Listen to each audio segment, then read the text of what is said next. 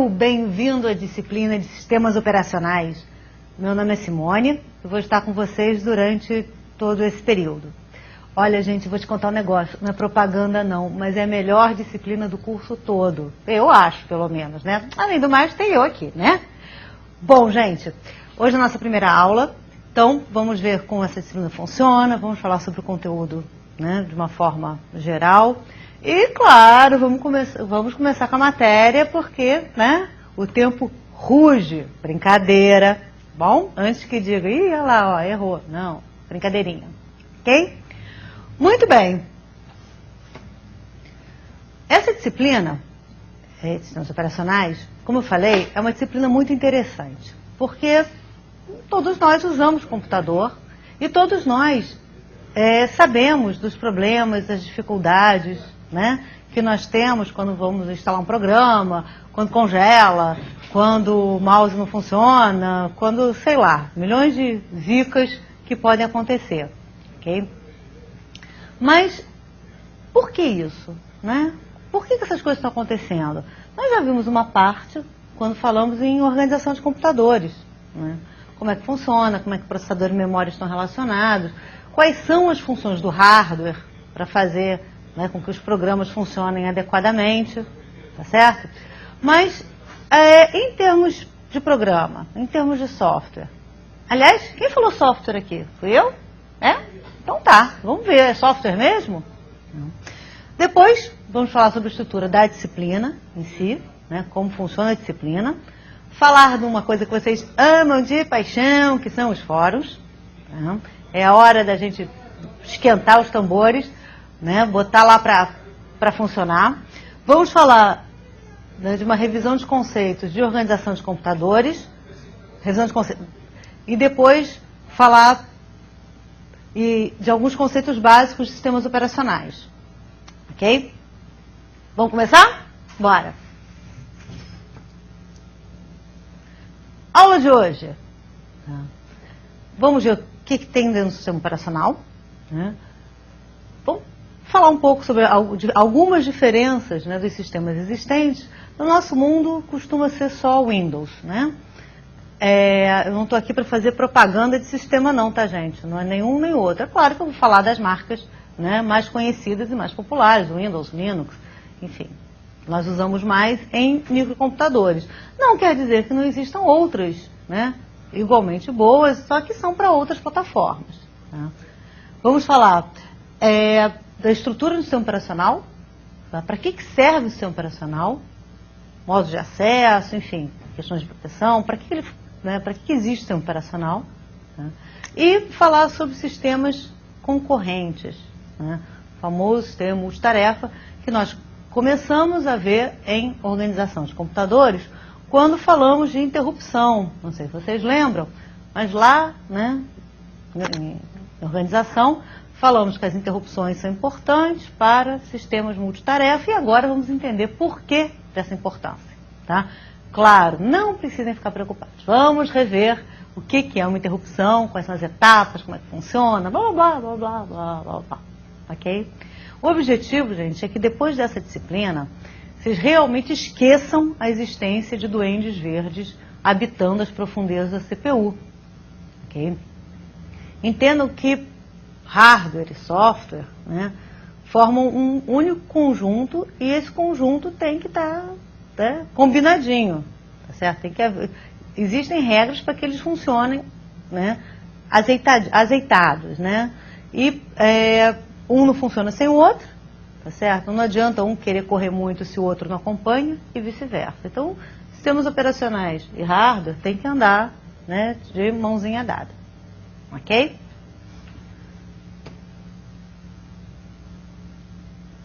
Pulou? Pimba, pulou. Bom, o que teremos, né, nessa nossa disciplina? Hoje vamos falar de alguns conceitos básicos, como eu mostrei nos objetivos da aula, né? A aula 2 fala sobre processos, que certamente é o conceito mais importante de sistemas operacionais, né? Todo o nosso modelo é baseado em processos, que até o momento nós chamamos carinhosamente de tarefas. Nós não usamos o nome processo porque eles só serão definidos agora, na aula 2. Na aula 3, nós vamos falar de um conceito muito importante que ficou adormecido durante um tempo, que é o conceito de threads. Na verdade, esse conceito é muito antigo, mas somente agora, né, de alguns anos para cá, com o uso intensivo de processadores com mais de multicore, né, dual core, quad core, e sistemas realmente multithread, né, é que esse termo começou a ficar um pouco mais popular. Já existia há milênios, né, mas não fazia parte do mundo da microinformática, né, mais claramente no nosso mundo Windows. Hoje, é impossível você falar de um sistema operacional e não falar de threads. E é um conceito que envolve diretamente programação. Não precisa ficar de cabelinho arrepiado, não é necessário, tá? Mas é muito difícil, né, entender plenamente o conceito de thread sem entender como funciona, né, uma programação, como é que funciona para o sistema operacional um programa multithread. Ok? Mas calma lá, não vou matar ninguém com programação não. Podem ficar calmos e sossegados. Okay? Eu falei, a aula de sistemas operacionais é para vocês se divertirem. Ok? Eu não sei se o tutor vai se divertir tanto com um monte de perguntas que vai ter, mas que é divertido é. Aula 4, eu acho que é uma aula bem bacana, nós vamos falar sobre concorrência. E explicar essa sensação que nós temos, né, de que tudo acontece ao mesmo tempo. Há uma janelinha aqui, uma janelinha acolá, outra janelinha não sei aonde, né, e de repente parece que está tudo junto, mas não está. Porque se estivesse tudo junto, eu ia abrir um monte de janelinhas, né, e tudo funcionaria rapidinho como se fosse uma janelinha só. E a gente já sabe que não é assim que acontece. Ok? Depois pausa para um cafezinho, dá uma respirada, aulinha de revisão, e tá chegando a V1, lá, lá, lá, lá, lá. Né? Lá vamos nós para a revisão, né? E a V1 chegando. E depois da V1, nós vamos falar sobre sincronização de processos, como é que eles se entendem para compartilhar recursos, né, do computador. Vamos também estudar que recursos são esses, né? Como é que fazem para dividir o disco, como é que faz para dividir o monitor, o teclado, o mouse, tá certo? Vamos falar sobre gerência de tempo de CPU, né, e a partir da aula 6, cada dia nós vamos trabalhar com um determinado recurso, né? Como é que o sistema operacional administra esse recurso, e aí, repara só que o título da aula 6 é gerência de tempo de CPU, e não gerência de CPU, de processador. O processador não precisa ser gerenciado, né? O processador é um hardware e ele se vira. Tá? O que eu administro, né, é como é que eu vou usar, né, o tempo deste processador para as várias tarefas. Okay? Repara, no mesmo processador eu posso usar sistemas operacionais diferentes. Cada um tem uma estratégia de alocação de tempo. Né? Então, nessa aula 6 nós vamos estudar como é que é essa estratégia. Da mesma maneira, na aula 7, né, tem gerência de alocação de memória. Repara, é claro que a gente acaba simplificando e falando de gerência de memória. Mas quem gerencia a memória é hardware, é controlador de memória.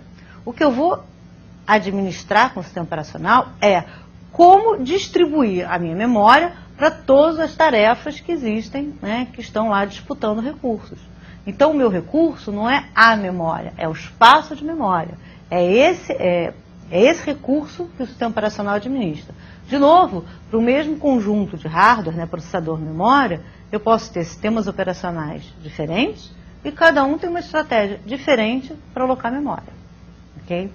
É claro que essas estratégias também estão relacionadas ao tipo do hardware. A estratégia de alocação de memória de um desktop é diferente da estratégia de alocação de memória de um iPhone, por exemplo. Okay? Mas também tem. Ai, saúde para mim. Bom, em seguida nós vamos falar de memória virtual, que é uma extensão da memória em relação ao disco, né? Usar uma parte do disco para fingir que também é memória principal, que vocês já sabem o que é, porque vocês já viram em organização de computadores, né? Então, como é que o sistema operacional lida, né, com essa memória estendida lá para o disco? Tá?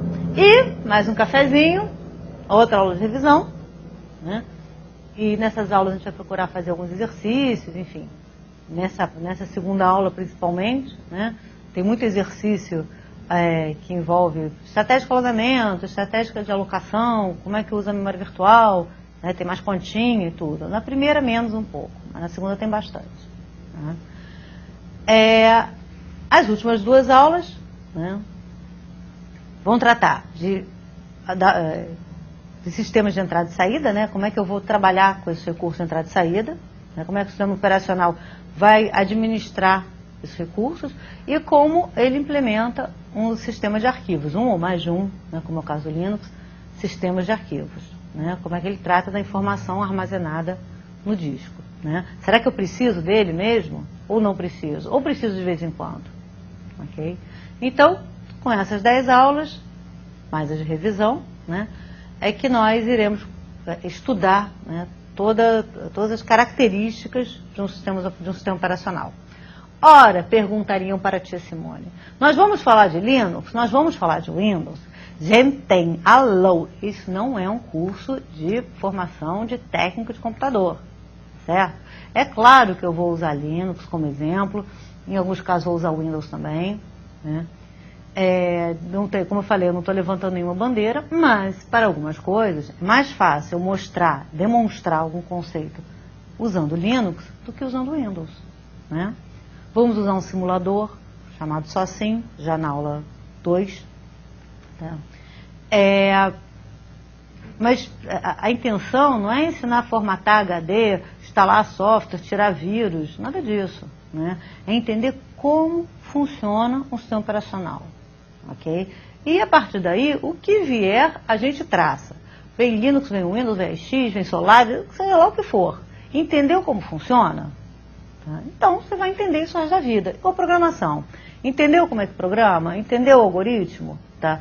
Se você vai chamar cout, printf, enfim, ou seja lá o que for, printline, enfim, o que vier, né? Já sabe que aquilo ali é fazer uma saída, o resto é entender a sintaxe, é bobagem.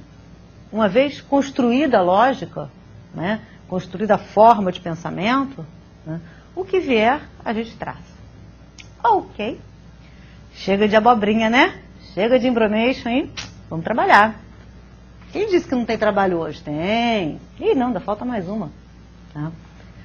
Essa é rapidinha. Vocês já estão carecas de conhecer, né, mas não custa lembrar. Na nossa avaliação, né, entram a nota, né, para compor a segunda nota, de fóruns temáticos. Né?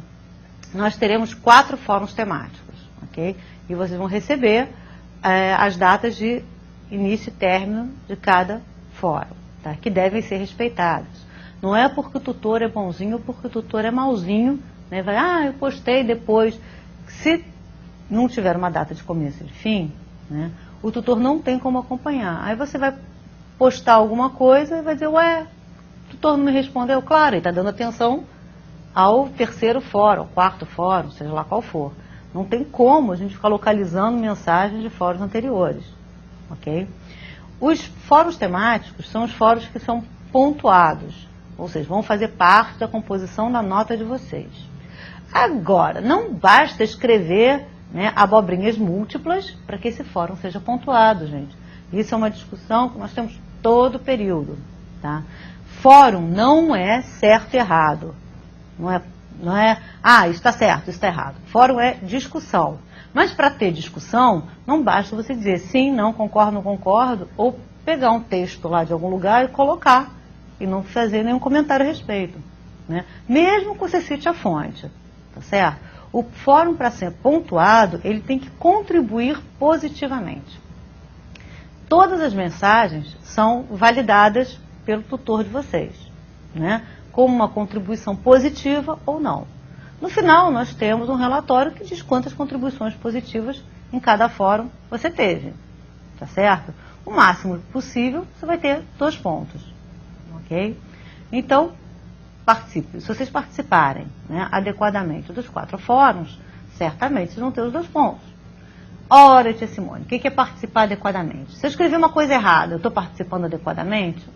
Tá, você está provocando uma discussão, né? O que acontece pouco, tem acontecido pouco, não é para... as pessoas abrem o fórum, postam lá suas ideias e não interagem com os outros. Então, a mesma coisa que você colocou já foi falado 500 vezes no fórum, já foi discutido 500 vezes. Isso não está agregando, mostra que você não leu as postagens anteriores.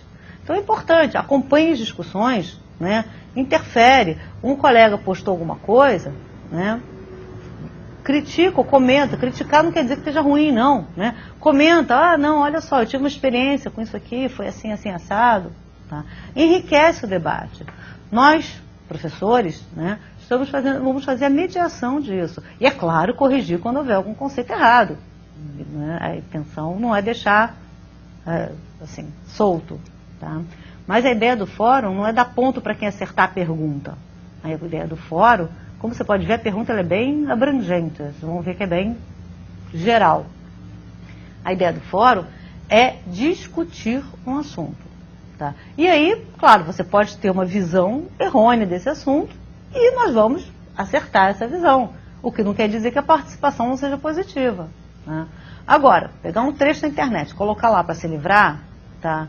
Ou dizer sim ou não, ou dizer concordo com fulano e acabou, isso não é participação positiva, então não vai ser pontuado. Okay? Isso é uma regra geral para todos os fóruns temáticos. Né? Fórum de apresentação e fórum de dúvidas não são pontuados. Ok? Fórum de apresentação é para vocês verem quem são vocês, né? Até para os colegas conhecerem, enfim, trocar figurinhas, né? Já estão abertos esses fóruns, então vocês podem até conversar por fora do ambiente, mas se for por dentro é melhor que a turma participa. Né? E para o professor de vocês também criar um canal de comunicação. Ok? Os fóruns de dúvidas vão ser abertos mais para frente, né, para tirar dúvidas da disciplina. Gente, não adianta falar com o tutor ou com o professor de vocês, dizendo meu material não chegou, o link não funciona. A gente quer ajudar, mas não tem como.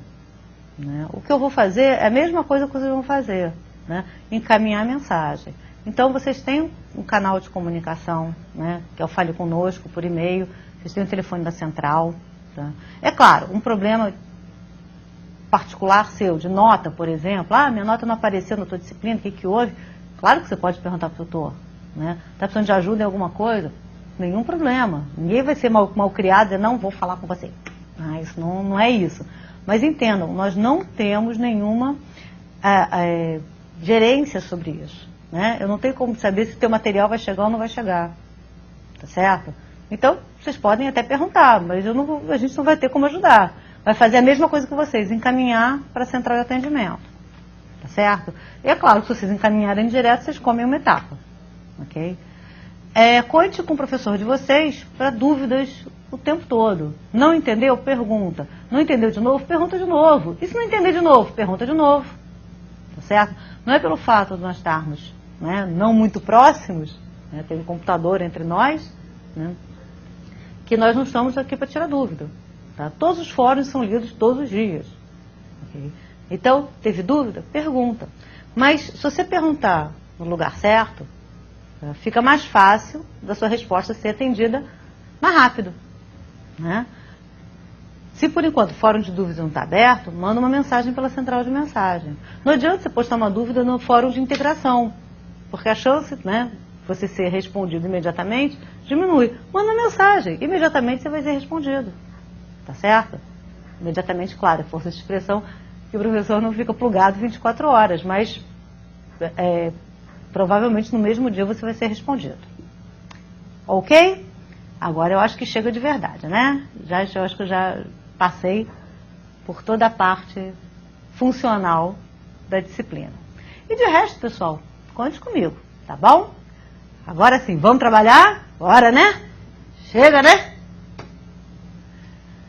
O que é um sistema operacional? Ô, perguntinha boboca, tia Simone. Francamente, olha, gente, seguinte, se fosse boboca mesmo, chega mais.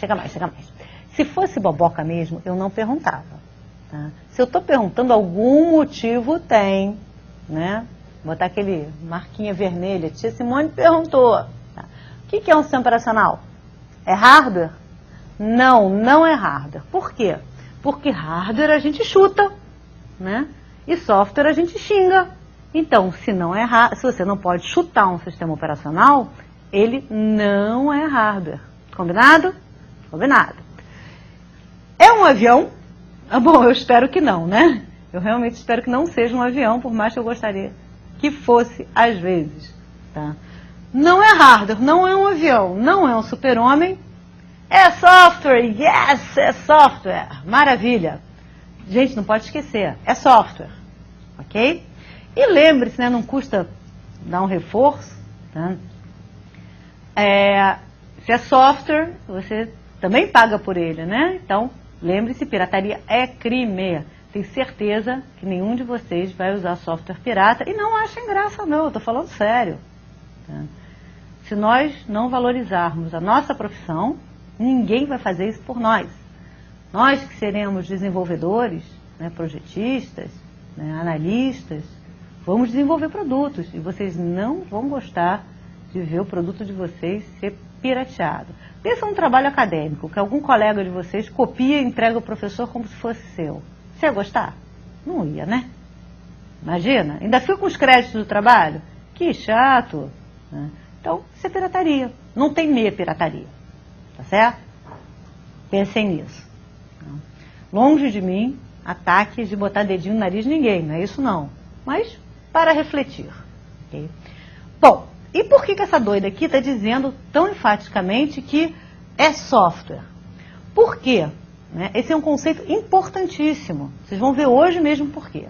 Ora, gente, se é programa, se é software, ele precisa usar a CPU para executar, tá certo? Um programa por si só, né, gravado lá no disco, ele não faz nada.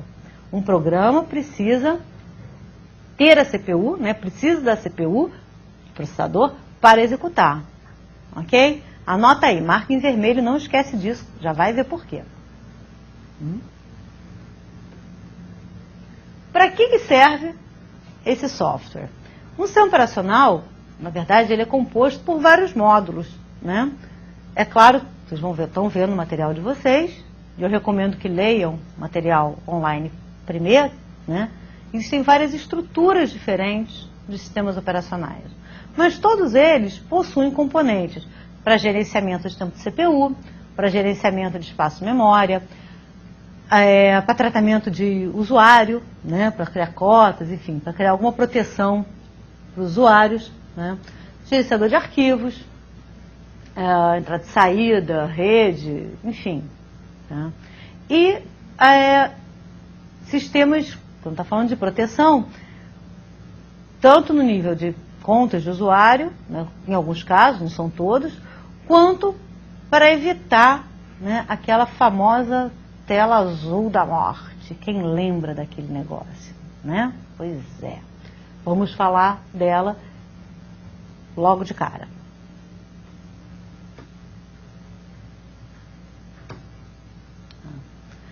Bom, então, recapitulando, né, um sistema operacional vai providenciar uma interface, né, simpática aqui, ó, entre o usuário e o hardware, tá certo? Era muito chato antigamente, né, muito antigamente, quando você, para usar um computador, você tinha que ficar lá mexendo com as chavinhas, né, com uma botinha de borracha para não levar choque, enfim. Hoje não, hoje você tem uma interface bonitinha, janelinha, clique de mouse para cá, clique de mouse para lá, funciona que é uma maravilha. Então, função do sistema operacional, interface amigável para o usuário. Outra função do sistema operacional, gerenciamento de recursos, como nós já vimos, disco, memória, CPU, tempo de CPU. E a terceira função é a função de proteção nesses dois aspectos. É claro que se eu pegar o computador num dia de fúria e jogar no chão, bom, ele vai parar de funcionar, né, gente? Não tem jeito. Tá certo? Não tem desculpa, né? O sistema operacional não pode evitar isso.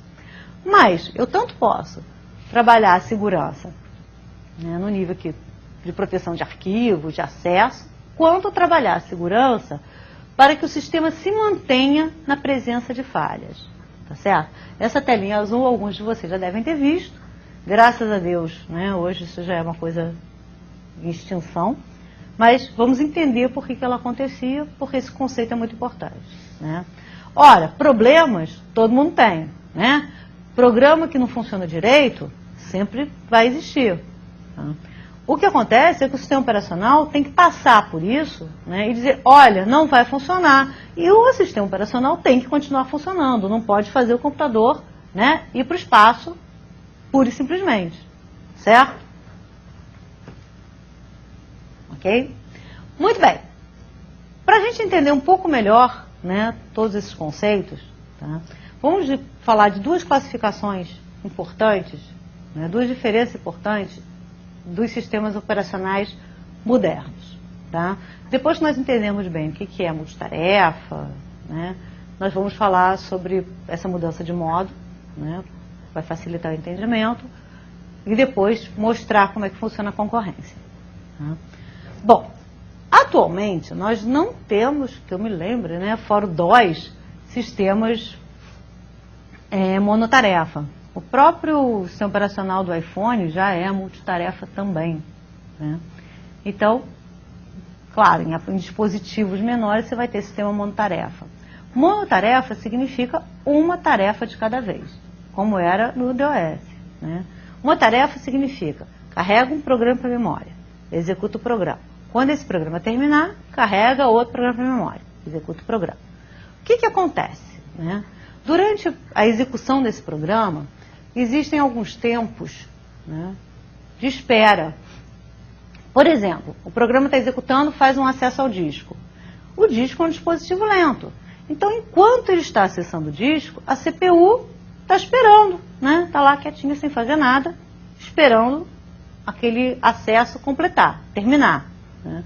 Então, ele executa, para aqui para esperar. Aí executa aqui de novo, para aqui para esperar. Quando o programa termina, né, outro programa vai ser carregado. Isso não é mais a nossa realidade, tá certo? Nós temos hoje sistemas multitarefa. O que o sistema multitarefa vai fazer? Olha só, o programa A está executando, o B está esperando, tá certo? Aí, em um determinado momento, esse programa A aqui passa para espera, porque vai esperar um disco, por exemplo, vai esperar que o usuário digite alguma coisa. Enquanto ele está esperando, ao invés da CPU ficar lá de bobeira, ela vem e executa um pouquinho. Então, anda um pouquinho, para um pouquinho, anda um pouquinho, para um pouquinho, troca um pouquinho para lá, troca um pouquinho para cá. Como isso é feito numa velocidade razoável, nós temos a impressão de que as coisas são simultâneas. Mas olha aqui, ó. Olha aqui, ó. Concorrente não é simultâneo. Tia Simone, eu posso falar, parece simultâneo, mas não é. Não é simultâneo. E se eu escrever que é simultâneo, está errado? Tá, completamente errado. Tia Simone, você vai perguntar isso na prova? Com certeza. Com certeza. Questão, ó, dada. Tá? Sistemas multitarefa têm processamento simultâneo? Não. Sistemas multitarefa têm processamento concorrente. Simultâneo significa ao mesmo tempo. Ora, claro, se eu tiver mais de um processador, eu posso ter sim simultâneo, mas eu estou falando aqui para cada processador. Um processador processa um processo, ok? Nós vamos ver mais para frente, pode ser uma thread, etc e tal. But, um processo, uma coisa de cada vez, né? Então, se ele está executando o programa A, ele não pode executar o programa B. O programa B espera. O sistema operacional é um desses programas, né, que também vai ficar esperando a vez dele de executar. Ele não é mágico, é programa, e o programa precisa de CPU. Ok? Muito bem. Segunda classificação importante. Gente, vou contar uma outra coisa para vocês. Chega mais aqui para mim. Hoje eu tô carente. Olha só, vocês podem não acreditar, mas usuário é gente. Essa vocês não sabiam, né? Pois é, mas eu contei para vocês. Usuário é gente, pessoa, né? Que às vezes até pensa, ok? brincadeira, nós todos somos usuários, brincadeirinha. Mas olha só, para um sistema ser multiusuário, significa que tem que ter mais de uma gente, mais de uma pessoa, né, usando o mesmo sistema, compartilhando o mesmo sistema, tá certo? Um sistema em rede, cada um usa o seu computador, ok? Cada computador tem o seu sistema operacional e eles até compartilham recursos, ok? Mas sistema operacional multiusuário significa que tem mais de uma pessoinha utilizando o sistema. Ok? Entendido? Então não confundam, hein?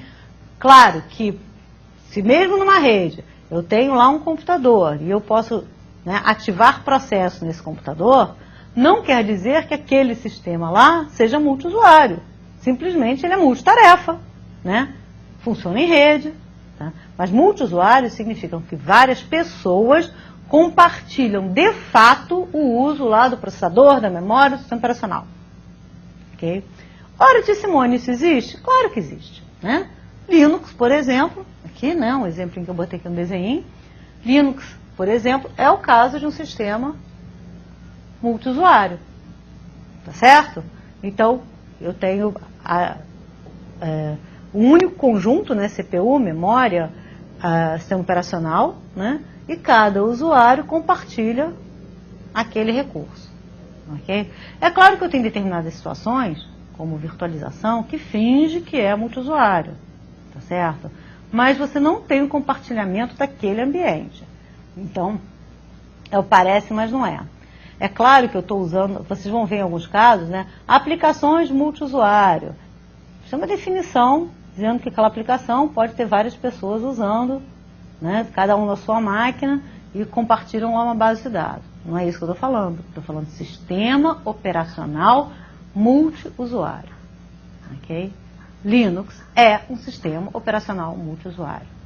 É um conceito, às vezes, um pouco complicado por conta dos micros e das redes de computadores, né? Quem tem uma origem, como eu, né, de computadores de grande porte, de mainframe, que de grande a gente já viu como não era só para o tamanho mesmo, né? Quem vem de uma origem mainframe, de computação centralizada, tá? O mundo sempre foi multiusuário. Depois é que vieram os micros e cada um ficava lá com seu computador. Mas originalmente o conceito de multiusuário era tão natural quanto, né, respirar e andar. Certo?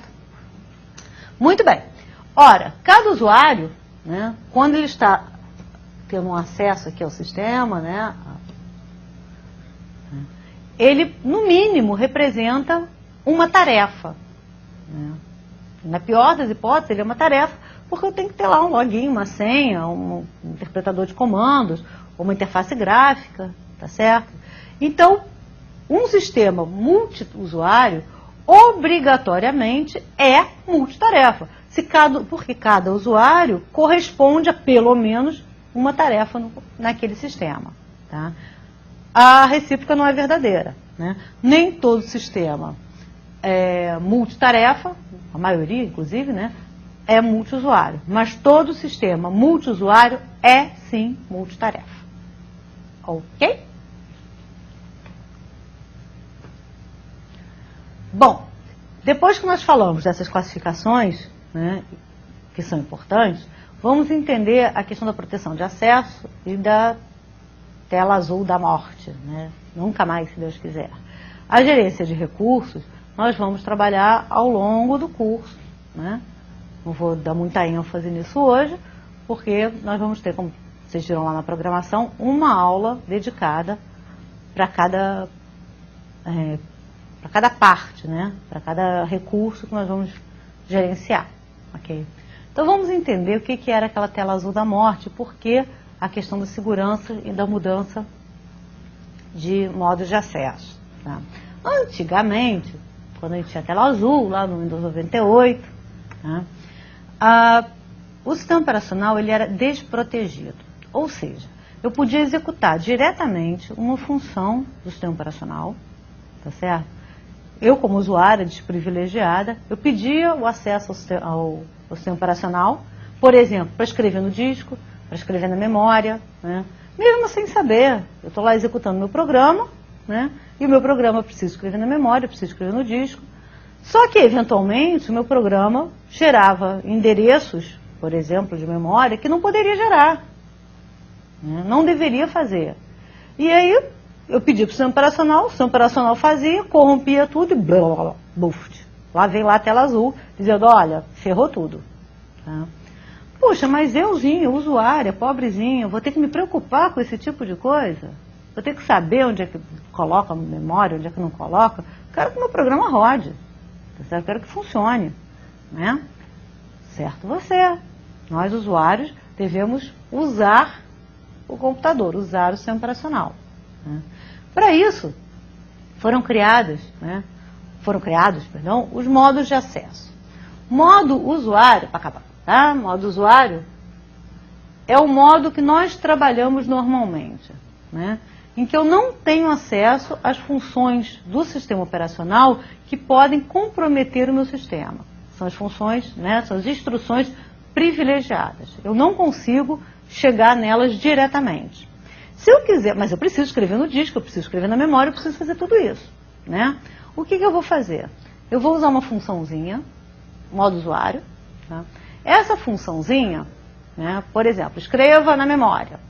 Antes de chamar a função, né, de fato que escreve na memória, tá, essa instrução privilegiada, eu vou ter um meio de caminho, né, uma função intermediária, né, que é uma função do sistema, que vai verificar se está correto, se eu posso ou não executar aquela tarefa. Se puder, muito bem, executa. Se não puder, vai uma mensagem para o usuário, instrução ilegal, não posso executar, erro, mas o sistema se mantém. Eu não posso impedir que o erro aconteça, né? Mas o sistema operacional deve ser capaz de impedir que tudo pare por conta disso, que ele mesmo crashe, né, ou pare, porque aconteceu uma operação que não deveria ter ocorrido, certo? Vocês lembram, ou já viram em algum lugar, quando tem alguma coisa assim, umas bandeirinhas penduradas, a altura máxima, 2 metros, não sei das quantas, para o carro passar? Se você esbarrar naquela bandeirinha, não é um problema, você simplesmente sabe que dali você vai ter que parar e voltar. Tá? Agora, se não tivesse aquela bandeirinha e você engaixasse direto debaixo do viaduto, tá? Aí já era, aí já enganchou, né? Não tem mais o que fazer.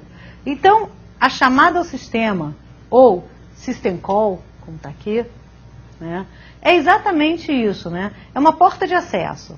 Né? Eu quero executar uma função privilegiada, eu não vou direto na função. Eu passo lá pela bandeirinha, eu passo por um filtro que diz, olha, você pode executar ou você não pode executar. Certo? Então, é mais um nível de proteção. O que acontecia nos sistemas antigos? Os sistemas trabalhavam o tempo todo em modo kernel. Como vocês já viram, kernel é o núcleo do sistema operacional. Né? Então, trabalhar em modo kernel significa que eu estou trabalhando com permissão para executar instruções privilegiadas o tempo inteiro. O tempo todo eu posso cometer equívocos e esses equívocos vão ter um preço. Tá? Então, a System Call ela é usada, né, para proteger, né, para eu só ter acesso a essas informações, a essas instruções, informações é ótimo, privilegiadas, né, se eu estiver em segurança, se a minha chamada ao sistema disser, ok, você pode ir, tá certo? Ora, tia Simone, eu sou obrigado a usar uma chamada ao sistema dessa forma? Não. Se você usar sistemas como Windows, por exemplo, para você ir direto no kernel, você vai ter uma dor de cabeça. Você não tem muito acesso, simplesmente não. Né? Assim, simplesmente chama função e pronto. Tá? No caso do Linux, você pode sim, é até fácil. Né? Mas quem vai fazer esse tipo de coisa? Né? Por que eu usaria isso? Ora, se eu sou um desenvolvedor de software básico, se eu estou estudando, se eu estou, enfim, querendo testar determinada funcionalidade, eu posso, sim, né, chamar uma função privilegiada direto. Tem formas de fazer isso. Agora, por minha conta e risco. O sistema operacional, ele protege quem quer ser protegido. Né? E no caso do Linux, se você não quiser ser protegido, só usar direto, vai lá. Né? Em muitos casos, né, principalmente para nós que estamos estudando o assunto, é legal, né? Provocar um kernel panic, ou enfim, fazer lá uma lambança. Mas é claro que você vai fazer isso, não vai fazer num ambiente de produção, né? Vai fazer lá no teu ambiente de teste, ok?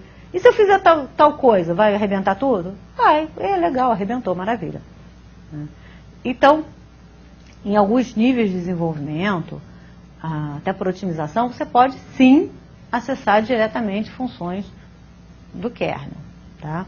Lembrando que a System Call, ou chamado sistema, tradução, né, protege aquele que quer ser protegido. Estou lá usando e não quero me preocupar se vai dar zebra ou se não vai dar zebra. Quero que funcione. Okay? Só uma observação, eu usei o termo System Call, deixei em inglês mesmo, porque vocês vão ver nos livros, em artigos, enfim, vocês vão ver espalhados por aí o termo System Call, tá? Em inglês. Então, valem as duas coisas. Tá? Enquanto a gente não convenceu o resto do mundo que o português é o melhor idioma para se expressar tecnicamente, então vai ter que ser inglês mesmo. Ok? Tá zangado comigo, não. Vou mostrar aqui rapidamente um exemplo, né? Não precisa se preocupar com isso não. Isso aqui é um exemplo do Linux, né? De como é que eu faço uma chamada ao sistema. Eu começo aqui, olha, chamando uma função XYZ, tá? Essa chamada, né, XYZ, ela na verdade, ela passa, né, para uma biblioteca em que vai transformar isso aqui, numa chamada de kernel, tá? E aí sim, né, vai chamar o kernel, tá? Essa função aqui vai verificar se está tudo ok, e aí das duas uma, ou retorna aqui um erro, ou de fato aciona a função que eu quero. Tá certo? Então, esqueminha. Para quem gosta do assunto, né, esse livro Understanding the Linux Kernel, eu acho que tem uma versão traduzida, mas essa não está traduzida. O texto aqui foi traduzir, né? Mas é um livro bastante interessante para quem gosta de estudar, quem quer entender como o sistema operacional é por dentro. Tá? Tem umas outras diquinhas que depois, ao longo do curso, eu vou colocando para vocês. Tá? Um exemplo prático, ainda no Linux, né, como eu falei, é simples. Eu quero ativar uma rotina de alarme, um temporizador de alarme. Tá? Eu posso chamar aqui direto a rotina de serviço, alarme, tá? Ou chamar minha função setTimer, que vai chamar aquele empacotador, né, dessa função, que vai fazer a mudança de modo através de uma chamada sistema, né, e que, por fim, vai acionar a minha função alarme. Ora, eu posso ir aqui direto? Pode. Pode, não tem problema nenhum. Tá? Mas você está abrindo mão dos recursos de proteção do sistema operacional. Okay? E aí está sujeito, sim, a tela azul, se fosse o Windows, né, ou algum panic qualquer lá do Linux. Tá? O sistema operacional é para proteger quem quer ser protegido. Ok? Bom, voltando, né, aos nossos sistemas multitarefa, né, nós vimos a classificação, vimos a importância, né, de trabalhar em segurança, tá? Só falta mais uma coisinha, que é mostrar o que são, né, os sistemas multitarefa, tá certo? E por que às vezes a gente acha que ao mesmo tempo, como é que nós conseguimos visualizar esses detalhes. Tá? Como eu falei, as tarefas se alternam no uso da CPU e dos demais recursos. Tá certo? Eu peguei uma telinha aqui de Windows, que todos vocês certamente já viram, né, em que mostra aqui o nome dos processos, né, tá aqui na abinha processos, quem é o dono, esse aqui é a CPU, vou mostrar já o que é, quanto gasta de memória, quando tem uma descrição deles. Tá certo? Todas essas tarefas aqui, tá, todos esses processos, já vou começar a usar o nome processos, né, já estão em execução, perdão, estão na memória para serem executadas, mas somente uma delas pode executar de cada vez, tá certo? O que confunde a gente? Quando aparece aqui esse tempo de CPU, que eu marquei, né, esse percentual de CPU, perdão, aparece lá, 1%, 10%, 5%, 20%. Gente, 20% de CPU, como assim? Aí a gente olha e diz, nossa, como o processo é pesado, está ocupando 90% da CPU. Ué, que isso? Ou eu uso a CPU toda, ou eu não uso a CPU. Eu não posso usar um pedaço de CPU, né? Metade de um registrador, 2/3 da unidade lógica aritmética. Isso não existe. Eu sempre uso a CPU inteira. Tanto é que vocês olharem, existe um processo chamado sistema ocioso, o idle, no Linux, né? Sim, sistema ocioso é um processo que mantém o computador, né, o processador ocupado até que você peça alguma coisa, né? E que fica lá com 90%. Então o sistema ocioso deve ser um processo pesadíssimo, né? Porque ele gasta 90 e tantos por cento de CPU. Está errado o conceito, né, gente? Não pode ser. Tá? Então, esse número aqui, ele diz qual foi o percentual de tempo que aquele processo utilizou a CPU no último minuto. Então, 10% significa que no último minuto, 10% do tempo foi usado naquele processo. Tá certo? Não é que eu uso uma parte da CPU, metade da CPU, 10% da CPU, isso não existe. Isso é erro de interpretação. E é claro que quando você bota lá percento CPU, né, dá margem a erro. Então, como eu falei, nós vamos aprender hoje que duende verde não existe, pelo menos não dentro da CPU, dentro do computador, né? Então vamos desfazer um pouquinho essas interpretações que vêm, né, do povo, tá?